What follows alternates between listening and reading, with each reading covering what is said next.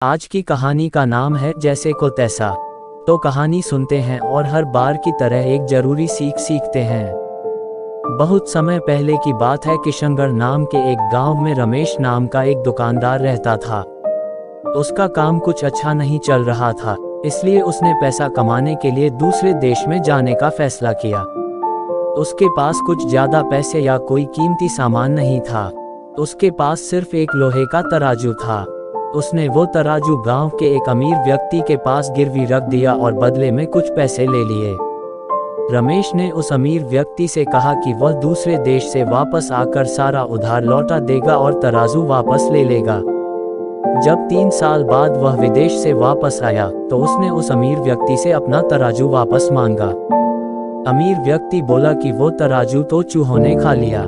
रमेश समझ गया कि इस व्यक्ति की नीयत खराब हो गई है और वह तराजू वापस नहीं करना चाहता। तभी रमेश के दिमाग में एक चाल सूझी। उसने अमीर व्यक्ति से कहा कि कोई बात नहीं, अगर तराजू चूहों ने खा लिया है तो इसमें तुम्हारी कोई गलती नहीं है, सारी गलती उन चूहों की है।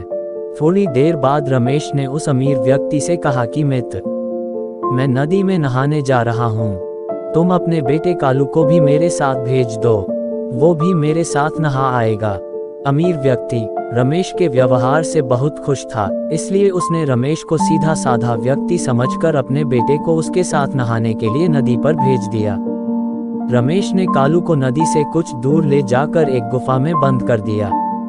उसने गुफा के दरवाजे पर बड़ा सा पत्थर लगा दिया जिससे कालू बचकर भाग ना पाए। अब कालू को गुफा में बंद करके रमेश वापस उस अमीर व्यक्ति के घर आ गया। रमेश को अकेला देखकर अमीर व्यक्ति ने पूछा कि मेरा बेटा कालू कहाँ है। रमेश बोला कि माफ करना मित्र, पर तुम्हारे बेटे कालू को कौवा उठाकर ले गया है।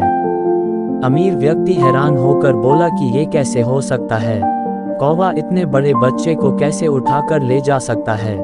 तो रमेश बोला, जैसे चूहे लोहे के तराजू को खा सकते हैं वैसे ही कौवा भी बच्चे को उठाकर ले जा सकता है। अगर बच्चा चाहिए तो तराजू लौटा दो। जब अमीर व्यक्ति ने अपने ऊपर मुसीबत पाई तब उसको अकल आई। उसने झट से रमेश का तराजू वापस कर दिया और रमेश ने उसके बेटे को वापस कर दिया। कहानी से सीख, जैसे को तैसा। जो जैसा व्यवहार करता है उसके साथ वैसा व्यवहार करो ताकि उसे अपने गलती का एहसास हो जाए। तो दोस्तों, कहानी और कहानी से मिली सीख आपको अच्छी लगी तो इस चैनल को लाइक, शेयर और सब्सक्राइब कर दो ताकि आप ऐसी ही मजेदार और भी कहानियां सुन सकें और नई सीख सकें। धन्यवाद। जय हिंद।